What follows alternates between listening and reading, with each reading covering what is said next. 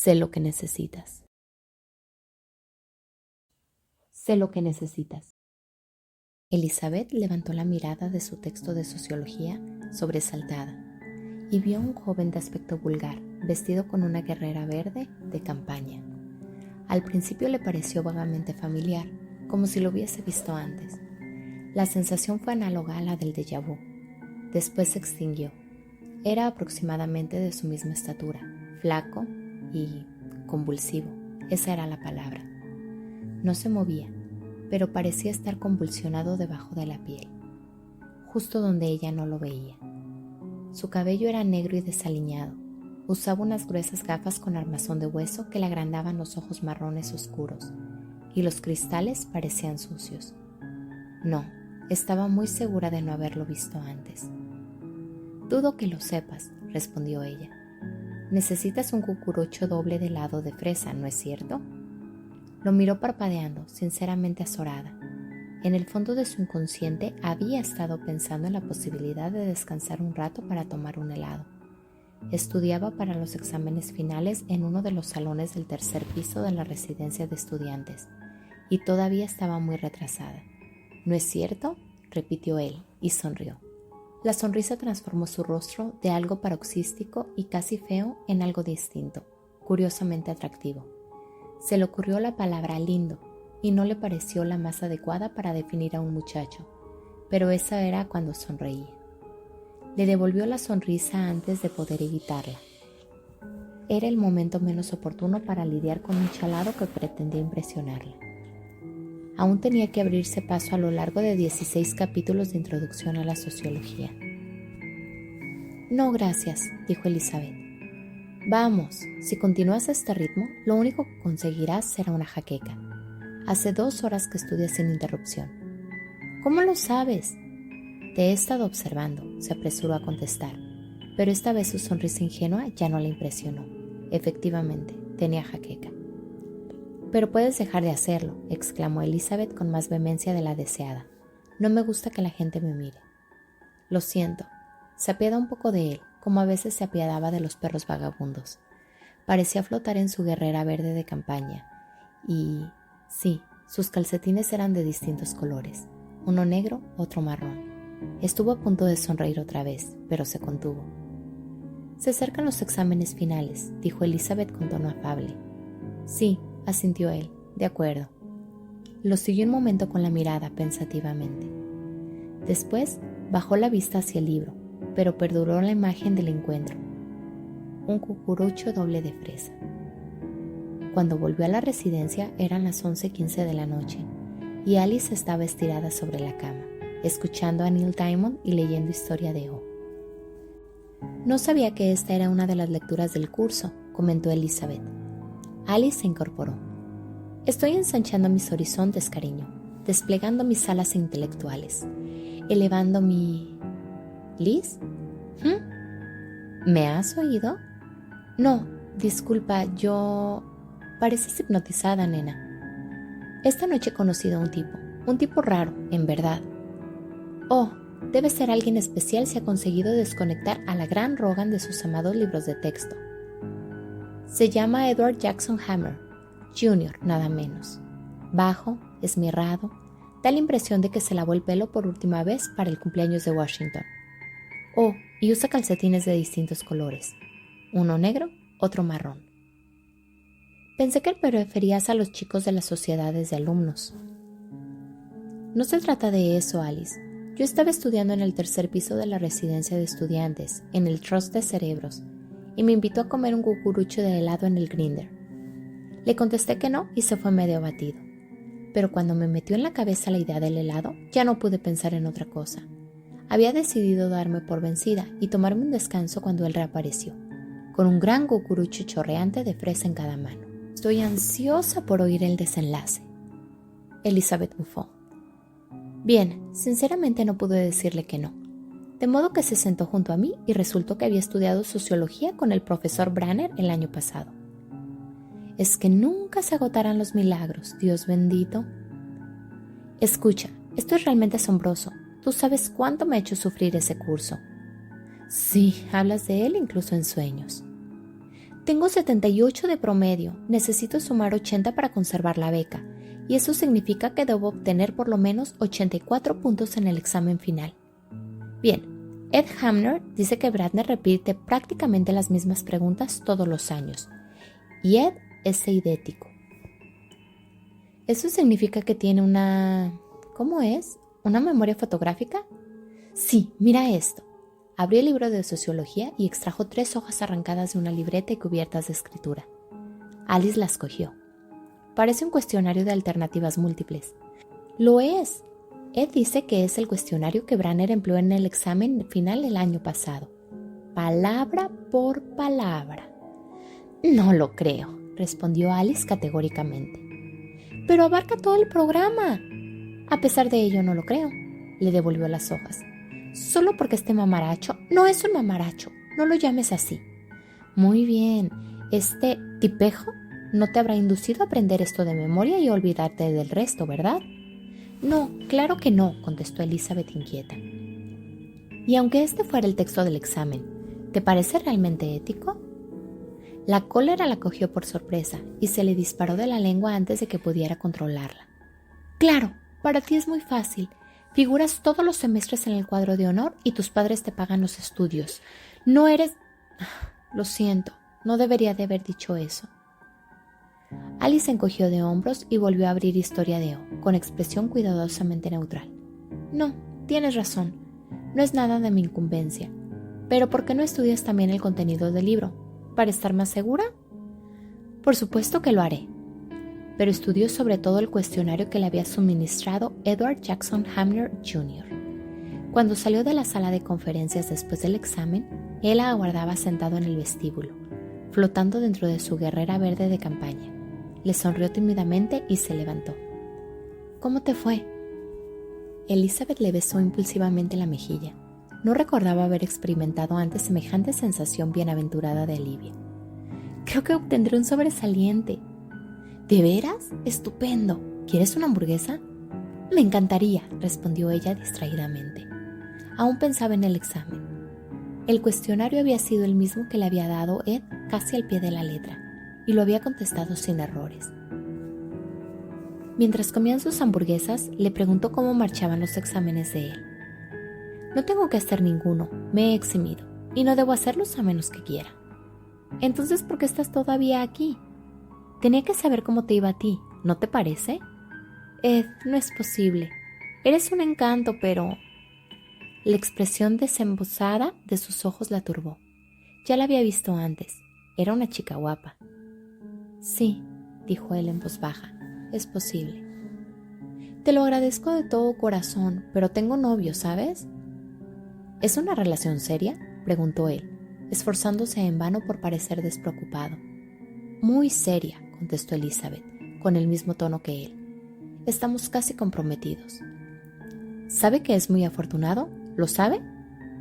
Yo también soy la afortunada, murmuró Elizabeth, pensando en Tony Lombard. Beth, dijo él de pronto. ¿Cómo?, exclamó ella sorprendida. Nadie te llama así, ¿verdad? Oh, no, nadie. ¿Ni siquiera ese individuo? No. Tony la llamaba Liz, a veces Lizzie, lo que era aún peor. Ed se inclinó hacia adelante. Pero Beth te gusta más, ¿no es cierto? Ella rió para disimular su turbación. ¿Qué es lo que...? No importa, él exhibió su sonrisa infantil. Te llamaré Beth. Es mejor. Ahora come tu hamburguesa. Entonces concluyó su penúltimo año de estudios y se despidió de Alice. Sus relaciones eran un poco frías y Elizabeth lo lamentaba. Presuntamente ella tenía la culpa. Se había jactado más de lo tolerable cuando se hicieron públicas las calificaciones del examen de sociología. Había obtenido 97, la puntuación más alta de su clase. Bueno, se dijo mientras esperaba en el aeropuerto que anunciaran el número de su vuelo. Eso no había sido menos ético que el aprendizaje de memoria al que se había resignado en la sala del tercer piso. Aprender de memoria no era en absoluto estudiar, solo era un acto mecánico cuyos frutos se disipaban apenas terminaba el examen. Acarició el sobre que asomaba en su bolso. Le comunicaban el monto de su beca para el último año de estudios, $2,000. Ese verano, ella y Tony trabajarían juntos en Boothbay, Maine, y el dinero que ganaría les serviría para cubrir sus necesidades. Y gracias a Ed Hamner, este sería un verano maravilloso, a toda vela y sin contratiempos. Pero fue el verano más desgraciado de su vida. El mes de julio fue lluvioso. La escasez de gasolina perjudicó el turismo y las propinas que recaudaba en la Boothbay Inn eran mediocres. Peor aún, Tony la urgía a casarse. Dijo que él podría conseguir un empleo en el campus o cerca de este, y que ella podría graduarse sin problemas con su subvención. A Elizabeth la sorprendió descubrir que el proyecto le producía más miedo que placer. Algo andaba mal, algo faltaba, algo estaba descentrado, descompaginado, aunque no sabía qué era.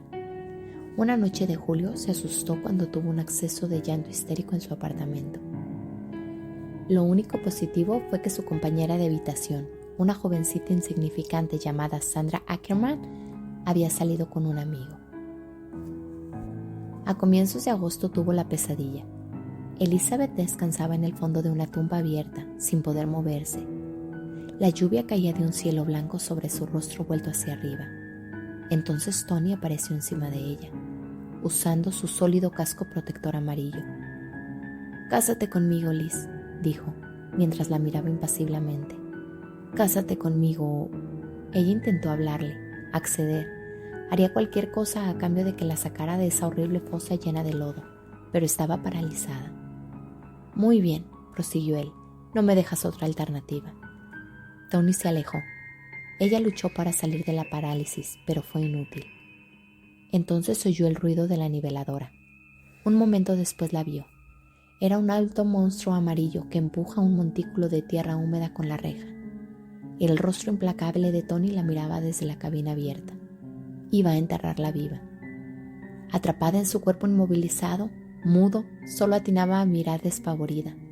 La tierra empezó a caer por el borde de la fosa. Una voz familiar gritó: «¡Vete! ¡Déjala ya! ¡Vete!». Tony bajó torpemente de la niveladora y echó a correr. Se sintió inmensamente aliviada. Si hubiera podido, habría llorado. Y entonces apareció su salvador, erguido como un sepulturero al pie de la tumba abierta. Era Ed Hamner, que flotaba dentro de su guerrera verde de campaña, con el pelo alborotado y la armazón de hueso de las gafas sostenida por el abultamiento de la punta de su nariz, hasta donde había resbalado. Le tendió la mano. «Levántate», dijo afablemente. «Sé lo que necesitas. Levántate, Beth». Y ella pudo levantarse. Dejó escapar un sosollo de alivio. Intentó darle las gracias y las palabras se le atropellaron.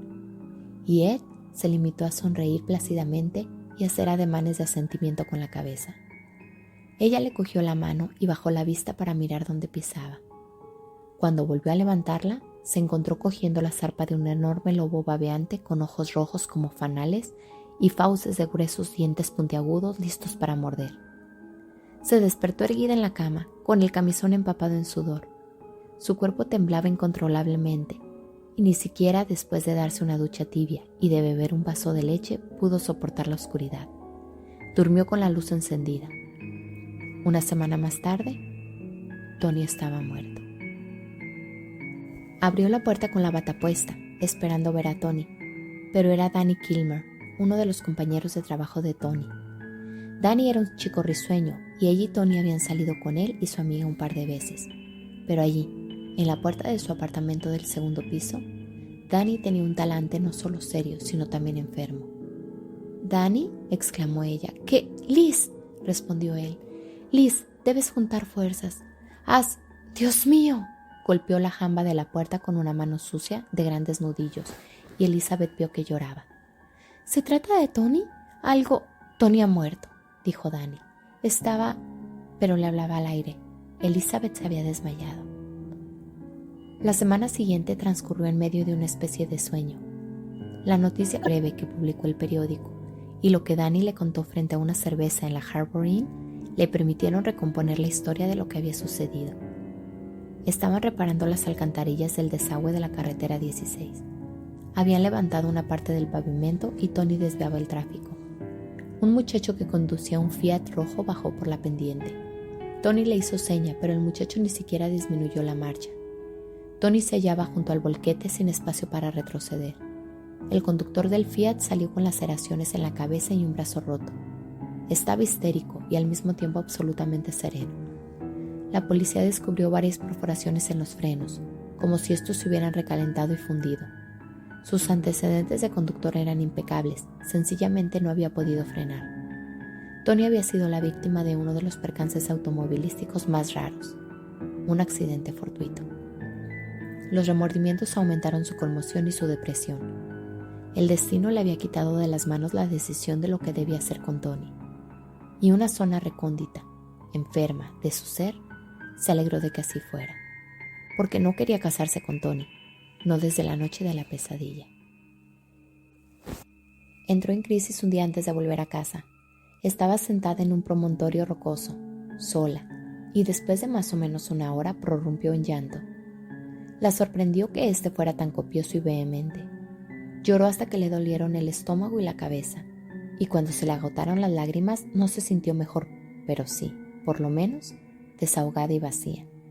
Y fue entonces cuando Ed Hamner dijo: «¿Beth?». Se volvió sobresaltada con la boca impregnada por el sabor cobrizo del miedo, casi esperando ver al lobo feroz de su sueño.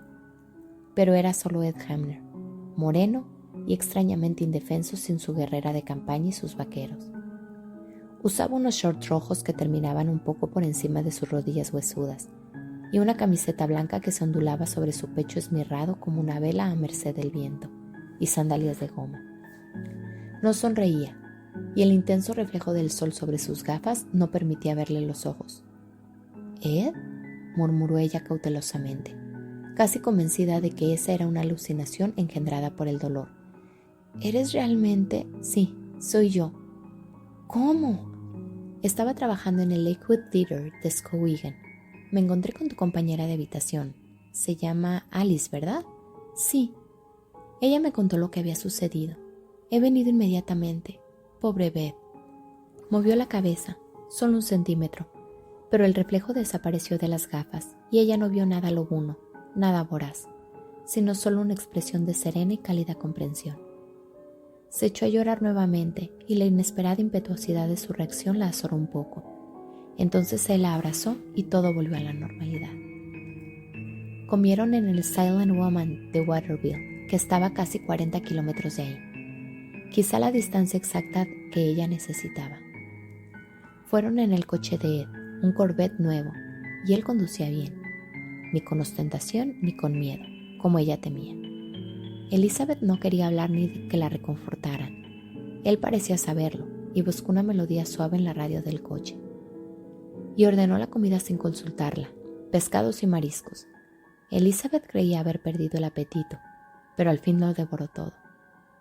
Cuando levantó la vista del plato y lo vio vacío, lanzó una risa nerviosa. Ed fumaba un cigarrillo y la observaba. «La desconsolada damisela se ha atiborrado», murmuró ella. «Debes pensar que soy abominable». «No», respondió él. «Has sufrido mucho y necesitas recuperar fuerzas. Es como estar enfermo, ¿verdad?». «Sí, precisamente». Él le cogió la mano sobre la mesa, la apretó brevemente y después la soltó. «Pero ha llegado el momento de recuperarse, Beth». «¿De veras? ¿Ha llegado realmente?». «Sí, de modo que dime cuáles son tus planes». «Mañana regresaré a casa, no sé qué haré después». «Volverás a la universidad, ¿no es cierto?». «No lo sé. Después de esto parece tan trivial. Siento que se han perdido muchas cosas de mis metas y toda la alegría». «Eso volverá. Ahora es difícil admitirlo, pero es cierto. Inténtalo durante 6 semanas y verás. No tienes nada mejor que hacer». Esto último sonó como una pregunta. «Supongo que tienes razón, pero... ¿me das un cigarrillo?». «Sí, pero son mentolados, lo siento». Cogió uno. «¿Cómo sabes que no me gustan los cigarrillos mentolados?». Ed se encogió de hombros. «Supongo que se te refleja en la cara». Elizabeth sonrió. «Eres raro, ¿lo sabes?». Él también sonrió, de una forma un tanto neutra. «Te lo digo en serio», insistió Elizabeth. «Pensar que tuviste que aparecer tú. Creía que no deseaba ver a nadie, pero me alegra que hayas venido, Ed. A veces es reconfortante estar con alguien con quien no tienes compromisos sentimentales». Sí, supongo que sí. Hizo una pausa. ¿Quién eres, Ed? Además de ser mi padrino mágico. ¿Quién eres en verdad? Súbitamente le pareció importante averiguarlo. Él volvió a encogerse de hombros. Nadie importante, solo uno de esos individuos de aspecto extravagante que se ven rondando por el campus con un montón de libros bajo el brazo. Ed, tú no tienes aspecto extravagante. Claro que sí, respondió y sonrió. Nunca me libré totalmente del acné de la adolescencia. Ninguna sociedad estudiantil famosa intentó reclutarme. Nunca levanté olas en el torbellino de la vida social. Solo soy una rata de biblioteca con notas sobresalientes. Cuando las grandes corporaciones organicen entrevistas en el campus la próxima primavera, probablemente me enrolaré en una de ellas, y Ed Hamner desaparecerá para siempre. Eso suena muy lamentable, dijo Elizabeth con tono dulce. La sonrisa de él fue muy peculiar, casi amarga. ¿Y tu familia?, insistió Elizabeth. ¿Dónde vives? ¿Qué te gusta hacer? Otro día, dijo él. Ahora quiero llevarte de regreso. Mañana te espera un largo viaje en avión y mucho ajetreo. Por la tarde se sintió relajada por primera vez desde la muerte de Tony, sin la sensación de que dentro de ella estaban tensando y tensando un muelle hasta el punto de ruptura. Pensó que se dormiría enseguida, pero no fue así. La hostigaban pequeñas dudas. Alice me dijo, pobre Beth. Pero Alice estaba veraneando en Kittery, a 120 kilómetros de Skowhegan. Tal vez había ido a ver una obra de teatro en el Lakewood. El Corvette último modelo, costoso, no habría podido comprárselo trabajando como tramoyista en el Lakewood. ¿Acaso sus padres eran ricos? Había elegido el plato que habría pedido ella. Quizá el único del menú que ella habría comido hasta el punto de darse cuenta de que tenía apetito. Los cigarrillos mentolados, el beso de despedida, que era exactamente el que ella deseaba, y... Mañana te espera un largo viaje en avión. Sabía que ella volvería a su casa porque se lo había dicho. Pero ¿cómo se había enterado de que viajaría en avión? O de que el viaje era largo. Eso la preocupaba. La preocupaba porque estaba a punto de enamorarse de Ed Hamner. Sé lo que necesitas. Las palabras con las que él se había presentado la acompañaron mientras se dormía como la voz del capitán de un submarino al descontar brasas. No fue a despedirla al pequeño aeródromo de Augusta, y mientras esperaba el avión, Elizabeth se sintió sorprendida por su propio desencanto. Pensó que uno puede acostumbrarse a depender insensiblemente de otra persona, como el toxicómano de la droga. El adicto se engaña diciéndose que es libre de consumirla o no, cuando en realidad... Elizabeth Rogan, rugió la altavoz. Por favor, acuda al teléfono blanco de la compañía. Se encaminó deprisa hacia el aparato. ¿Beth?, dijo Ed. Ed, cuánto me alegra de oírte. Pensé que tal vez... ¿Que iría a despedirme de ti?, se rió. No me necesitas para eso. Eres una chica fuerte y robusta. Bella, además. Puedes apañarte sola. ¿Te veré en la universidad? Sí, creo que sí. Estupendo. Hubo una pausa. Entonces él dijo, porque te amo. Desde la primera vez que te vi. Se le trabó la lengua. No pudo contestar. 1000 ideas se remolinaron en su cabeza. Él volvió a reír plácidamente. No, no digas nada. Ahora no. Cuando nos veamos tendremos tiempo. Todo el tiempo del mundo. Buen viaje, Beth. Adiós. Y cortó, dejándola con el teléfono en la mano y con sus propios pensamientos e interrogantes caóticos. Septiembre. Elizabeth reanudó el antiguo ritmo de la universidad y las clases como si lo hubieran interrumpido mientras tejía. Por supuesto, compartía la habitación con Alice. Eran compañeras de cuarto desde el primer año, cuando la computadora de la residencia había dictaminado que eran compatibles. Siempre se habían llevado bien, no obstante sus diferencias de gusto y de personalidad. Alice era la estudiosa y había llegado al último año de la carrera de química con un promedio de 36. Elizabeth era más sociable, menos amante de los libros y estudiaba simultáneamente educación y matemáticas. Seguían llevándose bien, pero durante el verano se había gestado entre ellas una pizca de frialdad. Elizabeth la atribuyó a sus diferencias de criterio acerca del examen final, y no habló del asunto. Los acontecimientos del verano empezaron a parecer nebulosos. Curiosamente, a veces recordaba a Tony como un chico al que le había conocido en la escuela secundaria. Aún le dolía pensar en él y eludía el tema con Alice, pero su dolor era la palpitación de una vieja mayugadura y no el agudo tormento de una herida abierta. Lo que más la hacía sufrir era la falta de noticias de Ed Hamner. Pasó una semana, después pasaron 2, y por fin llegó octubre. Solicitó en la residencia de estudiantes una guía de alumnos y buscó su nombre. Fue inútil. Después del nombre solo figuraban las palabras Mill Street, y Mill era una calle muy larga, en verdad. De modo que decidió esperar, y cuando la invitaban a salir, cosa que sucedía a menudo, rechazaba las invitaciones. Alice arqueaba las cejas, pero no hacía ningún comentario. Estaba sepultada viva en un programa de bioquímica de 6 semanas y pasaba casi todas las tardes en la biblioteca. Elizabeth veía los largos sobres blancos que su compañera de cuarto recibía por correo 1 o 2 veces por semana, puesto que generalmente ella era la primera en volver de clase, pero no le prestaba atención. La agencia de detectives privados era discreta, no ponía las señas del remitente en su correspondencia. Cuando sonó el interfono, Alice estaba estudiando. «Atiende tú, Liz. De todos modos es probable que sea para ti». Elizabeth cogió el aparato. «¿Sí?» «Un visitante en la puerta, Liz. Dios mío». «¿Quién es?» pregunta fastidiada y hurgó en su trajinado archivos de excusas. Una jaqueca. No había recurrido a ella en esa semana. La chica de la recepción anunció divertida. «Se llama Edward Jackson Hamner, Jr., nada menos». Bajó la voz. «Usa calcetines de distintos colores». Elizabeth se llevó la mano al cuello de la bata. «Oh, Dios, dile que bajaré enseguida. No, dile que tardará 1 minuto. No, 1 par de minutos, ¿de acuerdo?» «Claro que sí», respondió la voz con tono dubitativo. «No te desangres». Elizabeth sacó unos pantalones deportivos del armario. Después sacó una falda corta de tela de vaqueros. Palpó los rizadores de su pelo y gimió. Empezó a arrancárselos. Alice contempló la escena serenamente, sin hablar, pero cuando Elizabeth hubo salido, miró la puerta durante un largo rato con expresión cavilosa. Era el mismo de siempre. No había cambiado ni un ápice. Vestía su guerrera verde de campaña, que seguía pareciendo 2 números más holgada de lo debido. Una de las patillas de sus gafas con montura de hueso había sido reparada con esparadrapo. Sus vaqueros parecían nuevos y tiesos, y estaban en las antípodas de aquel aspecto flexible y terso que Tony había logrado sin ningún esfuerzo. Uno de sus calcetines era verde y el otro marrón, y Elizabeth sabía que lo amaba. «¿Por qué no me telefoneaste antes?», preguntó acercándose a él. Ed metió las manos en los bolsillos de la guerrera y sonrió tímidamente.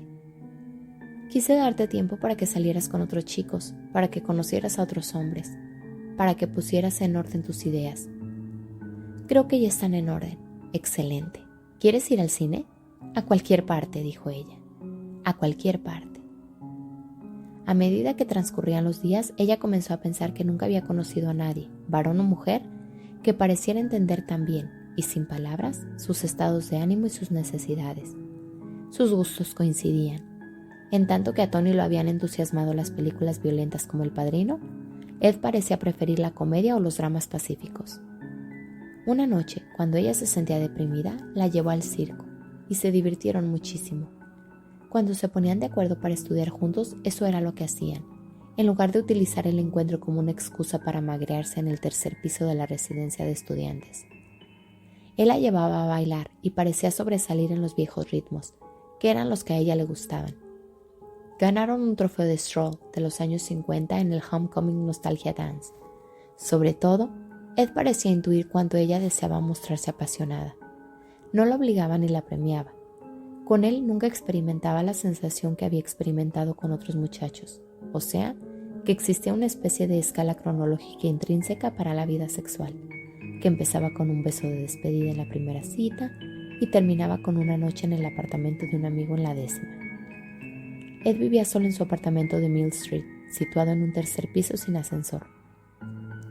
Se reunían allí a menudo, y Elizabeth iba sin la sensación de que lo que visitaba era el antro de iniquidades de un Don Juan en pequeña escala. Él no la hostigaba, parecía desear sinceramente lo mismo que ella, y junto con ella, y sus relaciones progresaban. Cuando se reanudaron las clases después del receso del primer semestre, le pareció que Alice estaba extrañamente preocupada. Esa tarde, antes de que Ed fuera a buscarla, saldrían a cenar juntos. Elizabeth observó que su compañera de cuarto miraba con el ceño fruncido el gran sobre de papel marrón que descansaba sobre su mesa. Elizabeth estuvo a punto de preguntarle qué contenía, y después desistió. Probablemente se trataba de un nuevo programa de estudios. Nevaba copiosamente cuando Ed la llevó de vuelta a la residencia. ¿Mañana?, preguntó él. ¿En mi apartamento? Sí, prepararé unas palomitas de maíz.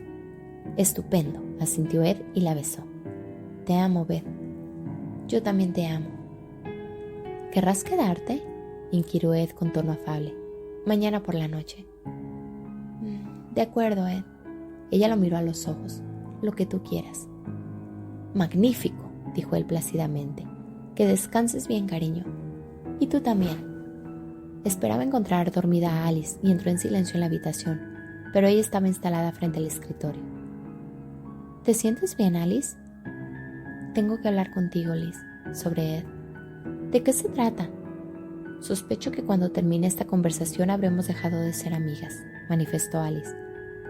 Para mí, eso significa renunciar a algo muy valioso, de modo que quiero que me escuches con atención. Tal vez será mejor que no me digas nada. Debo intentarlo. Elizabeth sintió que su curiosidad inicial se trocaba en cólera. ¿Has estado entrometiéndote en la vida de Ed? Alice se limitó a mirarla. ¿Estás celosa de él? No. Si hubiera estado celosa de ti y de tus amigos, me habría mudado hace 2 años. Elizabeth la estudió, perpleja. Sabía que Alice no mentía, y de pronto sintió miedo. 2 cosas me hicieron desconfiar de Ed Hamner, prosiguió Alice. Primero, me escribiste acerca de la muerte de Tony, y me dijiste que había sido una circunstancia muy afortunada que yo hubiera visto a Ed en el Lakewood Theatre, porque él había ido inmediatamente a Boothbay y te había ayudado mucho. Pero yo no lo vi ahí, Liz. Ese verano ni siquiera me acerqué al Lakewood Theatre. Pero entonces, ¿cómo se enteró de que Tony había muerto? No tengo ni la más remota idea. Solo sé que no se lo dije yo. Lo segundo fue el asunto de la memoria eidética. Dios mío, Liz. Ni siquiera recuerda de qué color son los calcetines que lleva puestos. Eso es totalmente distinto, respondió Elizabeth secamente. El verano pasado Ed Hamner estuvo en Las Vegas, murmuró Alice con voz queda. Volvió a mediados de julio y ocupó una habitación en un motel de Pemaquid, o sea, del otro lado del límite urbano, en Boothbay Harbor. Fue casi como si estuviera esperando que lo necesitases. ¡Qué disparate! ¿Y cómo sabes que Ed estuvo en Las Vegas? Poco antes de que empezaran las clases me encontré con Shirley de Antonio. Trabajó en Pines Restaurant, que está justo enfrente del teatro. Dijo que nunca vio a nadie que se pareciera a Ed Hamner. Así me enteré de que te mentía sobre muchas cosas, de modo que fui a hablar con mi padre y le conté lo que pasaba y él me dio el visto bueno. ¿Para qué?, inquirió Elizabeth atónita. Para contratar los servicios de una agencia de detectives privados. Elizabeth se levantó. ¡Basta, Alice! Esto es el colmo. Cogería el autobús para ir a la ciudad y pasaría la noche en el apartamento de Ed. Al fin y al cabo solo había estado esperando que se lo pidiera. «Por lo menos debes saberlo», exclamó Alice. «Después decidirás lo que se te antoje». «No tengo que saber nada, excepto que es dulce y bueno y...» «El amor es ciego, ¿eh?», la interrumpió Alice y sonrió con amargura. «Bien, quizá yo también te amo un poco, Liz. ¿Nunca se te ocurrió pensarlo?» Elizabeth se volvió y la miró durante largo rato. «Si me amas, tienes una manera muy rara de demostrarlo», dictaminó. «Continúa entonces. Quizá tienes razón. Quizá esto es lo menos que puedo hacer por ti. Continúa». «Hace mucho tiempo que lo conoces», dijo Alice serenamente. «¿Yo? ¿Cómo?» «La escuela primaria 119, Bridgeport, Connecticut». Elizabeth se quedó muda. Ella y sus padres habían vivido 6 años en Bridgeport y se habrían mudado a su actual domicilio después de que ella terminara el 2º grado. Había ido a la escuela primaria 119, pero... ¿Estás segura, Alice? ¿Lo recuerdas? No, claro que no, pero sí recordaba la sensación que había experimentado al ver a Ed por primera vez, la sensación de déjà vu. Supongo que las niñas bonitas nunca recuerdan a los patitos feos. Quizás se enamoró de ti. Estuvisteis juntos en 1er grado, Liz. Quizá él se sentaba en el fondo del aula y solo... te miraba. O en el campo de juegos. Un chiquillo insignificante que ya entonces usaba gafas y probablemente un aparato de ortodoncia. Y tú ni siquiera podías recordarlo. Pero apuesto a que él te recordó a ti. ¿Qué más? La agencia lo rastreó utilizando las impresiones digitales de la escuela. Después solo fue cuestión de encontrar testigos y hablar con ellos. El detective al que le asignaron el trabajo dijo que no entendía algunas de las informaciones que recogía. Yo tampoco las entiendo.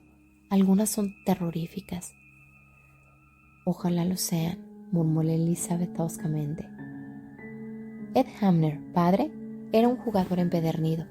Trabajaba para una agencia de publicidad de primera línea de Nueva York y después se mudó a Bridgeport, casi como un fugitivo. El investigador dice que casi todos los tahúres e intermediarios de juego importantes de la ciudad tenían pagarés suyos. Elizabeth cerró los ojos. La agencia procuró darte la mayor cantidad posible de basura a cambio de tu dinero, ¿no es cierto? Quizás sí, sea como fuere. El padre de Ed se metió en más aprietos en Bridgeport, nuevamente por cuestiones de juegos, pero esta vez contrajo compromisos con un prestamista de alto vuelo. De alguna manera terminó con una pierna y un brazo rotos. El detective no cree que se tratara de un accidente. ¿Algo más?, preguntó Elizabeth. ¿Malos tratos a niños? ¿Desfalcos? En 1961 consiguió trabajo en una agencia de publicidad de mala muerte en Los Ángeles. Estaba demasiado cerca de Las Vegas. Pasaba sus fines de semana allí, jugando mucho y perdiendo, hasta que empezó a llevar al pequeño Ed consigo y empezó a ganar. Estás inventando esta historia, no hay otra explicación. Alice dio unos golpecitos con el dedo sobre el informe que tenía frente a ella. Está todo aquí, Liz. Un tribunal no admitiría algunos de estos materiales como pruebas, pero el detective afirma que ninguna de las personas con las que habló tenía motivos para mentir. El padre de Ed decía que su hijo era su amuleto. Al principio nadie objetó la presencia del niño, aunque era ilegal que entrara en los casinos. Su padre era un pez gordo, pero entonces el padre empezó a circunscribirse a la ruleta, jugando solo a pares e impares y a rojo y negro. Al final del año al niño se le habían prohibido la entrada en todos los casinos de la comarca, y su padre cambió de juego. ¿Cómo dices? La bolsa. Cuando los Hamner se mudaron a Los Ángeles a mediados de 1961, vivían en una ratonera de $90 por mes, y el señor Hamner conducía un Chevrolet 52.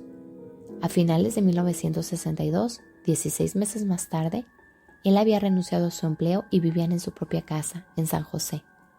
El señor Hamner conducía un Thunderbird flamante y la señora Hamner tenía un Volkswagen. Verás, la ley prohíbe que un niño entre a los casinos de Nevada, pero nadie puede quitarle la página de cotizaciones de bolsa.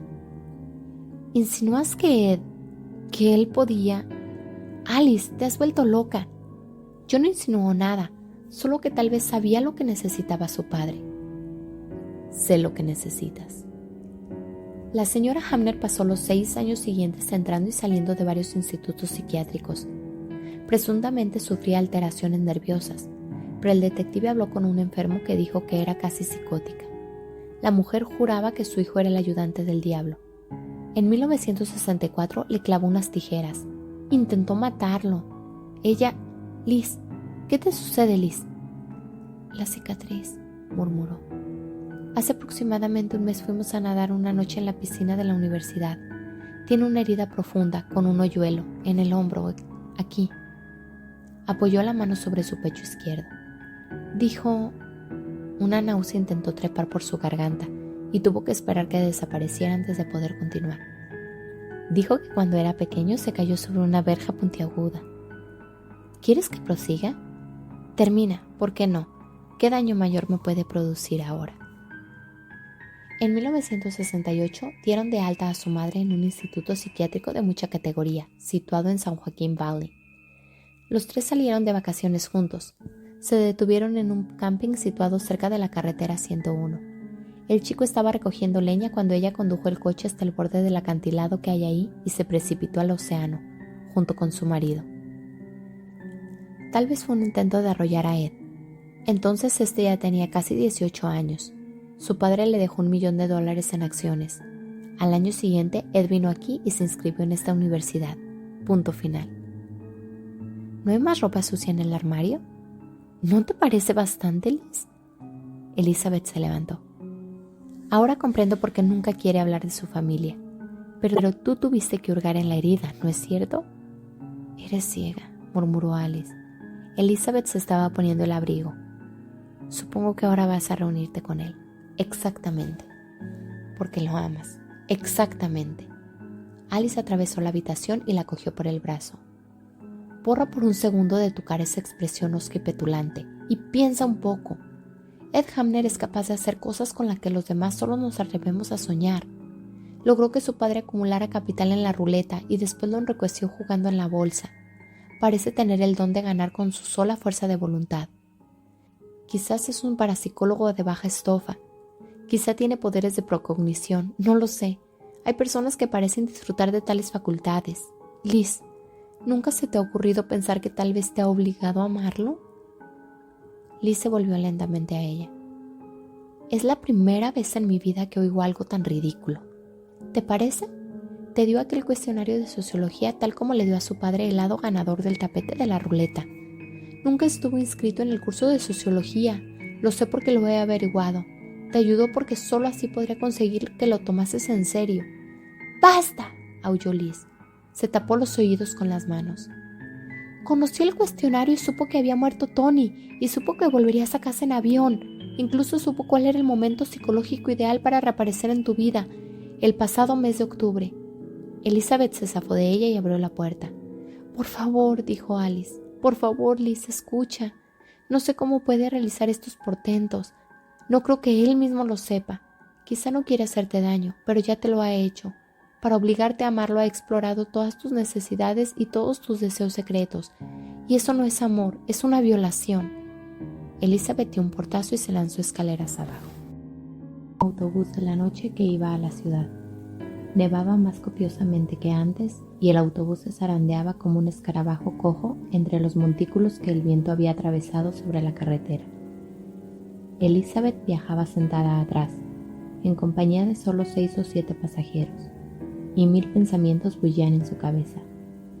Los cigarrillos mentolados, la bolsa. Había sabido que a la madre de ella la apodaban Didi, un chiquillo sentado en el fondo del aula del primer grado, haciéndole monerías a una niña vivaz que era demasiado pequeña para comprender que sé lo que necesitas. No, lo amo. ¿Lo amaba de veras? ¿O solo la complacía estar con alguien que siempre pedía lo apropiado, que la llevaba a ver las películas que le gustaban y que no quería ir a ninguna parte ni hacer nada que pudiera contrariarla a ella? Él era solo una especie de espejo psíquico que solo le mostraba lo que ella deseaba ver.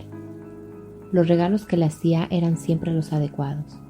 Cuando la temperatura había bajado súbitamente y ella anhelaba tener un secador de pelo, ¿quién se lo había comprado? Ed Hamner, por supuesto. Casualmente había visto que había uno rebajado en Days, le había dicho. Y ella, desde luego, había quedado complacida. 50 libras no es amor. Es una violación. El viento le arañó la cara cuando se apeó en la intersección de Main y Mill y respingó al sentir su azote cuando el autobús arrancó con un gruñido de su motor diésel. Sus luces traseras titilaron brevemente en la noche nevada y desaparecieron. Nunca se había sentido tan sola en su vida. Ed no estaba en casa. Esperó frente a su puerta, perpleja, después de golpear durante 5 minutos. Se dio cuenta de que ignoraba lo que hacía Ed y con quién se veía cuando no estaba con ella. Nunca habían abordado ese tema. Quizás esté ganando lo necesario para comprar otro secador de pelo en un garito. Con súbito ímpetu se lanzó sobre la punta de los pies y palpó el borde superior del dintel, donde sabía que él siempre dejaba una llave. Sus dedos tropezaron con ella y cayó con un ruido metálico sobre el piso del rellano. La cogió y la hizo girar en la cerradura. El apartamento tenía un aire distinto en ausencia de Ed, artificial, como el escenario de un teatro. A menudo le había divertido que alguien que se preocupaba tan poco por su aspecto personal tuviera un domicilio tan pulcro, que parecía sacado de la ilustración de un libro, casi como si lo hubiera decorado para ella y no para él. Pero por supuesto eso era absurdo, ¿verdad? Pensó de nuevo, como si esa fuera la primera vez, que le gustaba mucho la silla donde se sentaba cuando estudiaban o veían la TV. Era perfecta, como la silla de los Ces no había sido perfecta para Risillos de Oro, ni demasiado dura ni demasiado blanda. Ideal, como todo lo que estaba asociado a él. En la sala había 2 puertas, una comunicaba con la cocina, la otra con el dormitorio de Ed. El viento soplaba afuera y hacía crujir la vieja casa de apartamentos. En el dormitorio miró la cama de bronce. No parecía demasiado dura ni demasiado blanda, justo como debía ser. Una voz insidiosa se burló.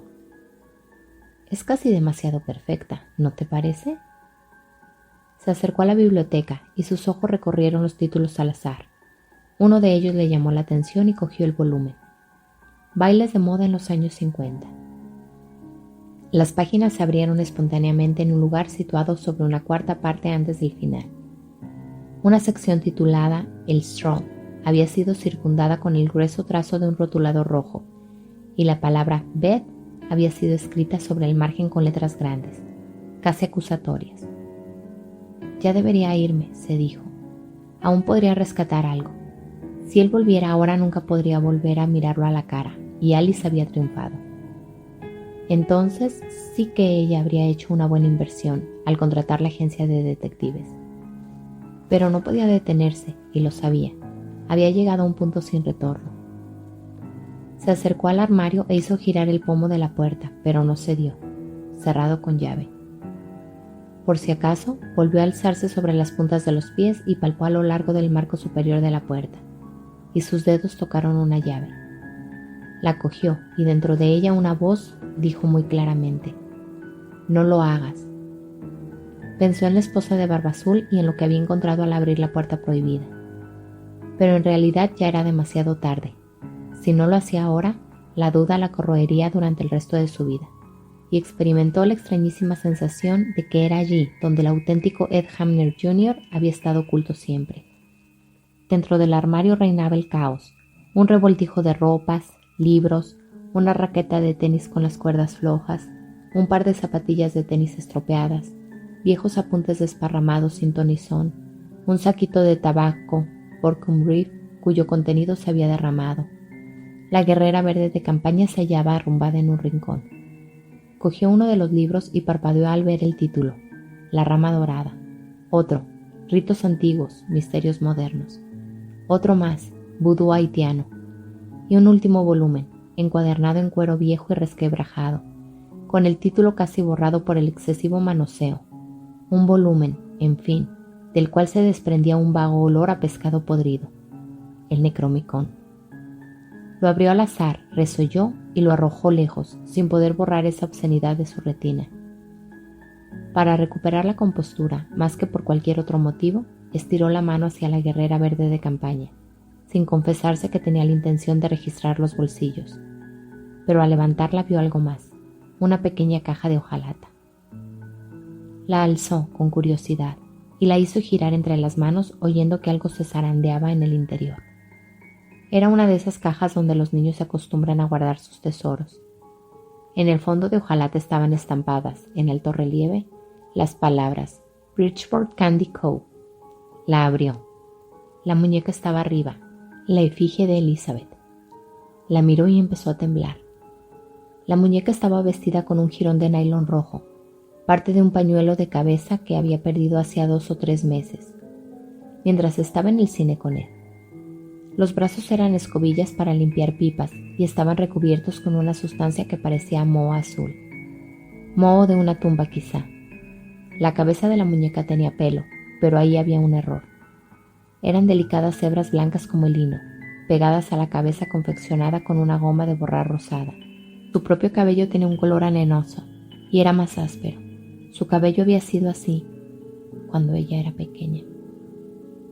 Tragó saliva y su garganta produjo un chasquido. ¿Acaso cuando estaban en primer grado no les habían facilitado unas tijeras de hojas romas adecuadas para las manos infantiles? Era posible que hacía tanto tiempo un chiquillo se hubiera aproximado a ella por atrás, quizá mientras dormía la siesta y... Elizabeth dejó la muñeca a un lado y volvió a mirar en el interior de la caja. Vio una ficha azul de póker sobre la que habían dibujado con tinta roja una extraña figura hexagonal, una manoseada nota necrológica. Edward Harmener y señora. Los dos sonreían absurdamente desde la foto adjunta, y ella vio que esa misma figura hexagonal había sido trazada sobre sus rostros, esta vez con tinta negra, como si fuera un paño mortuorio. Otros dos muñecos, uno de sexo masculino y otro femenino. El parecido con las fotos de la nota necrológica era atroz, inconfundible. Y algo más. Lo sacó torpemente, y sus dedos temblaban tanto que casi lo dejó caer.